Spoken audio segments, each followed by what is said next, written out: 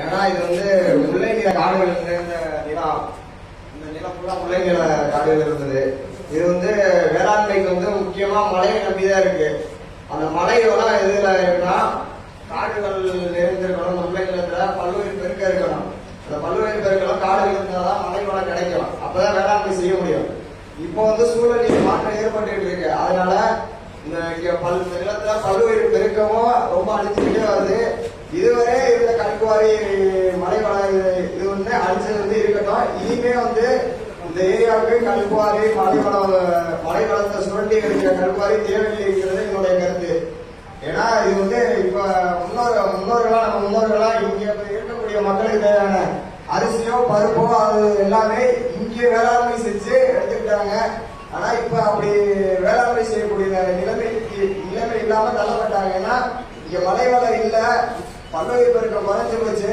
அதனால மழை காடுகளை நீ அழிக்க வேண்டாம், அதுல இருந்து கல்குவாரி எடுத்து இது பண்ண வேண்டாம். அது என்னோட கருத்து.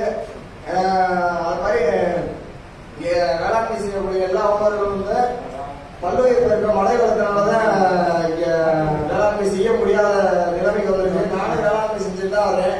நான் வந்து கேள்வி வச்சிருக்கேன். இது வந்து மானாவாரி நிலம், மழையை நம்பிதான் முக்கியமா இருக்கு. அதனால மழை வேணும்னா இங்க இருக்கக்கூடிய காடுகளும் இருக்கணும். இன்னும் காடுகளை நாங்க பெருக்கணும்.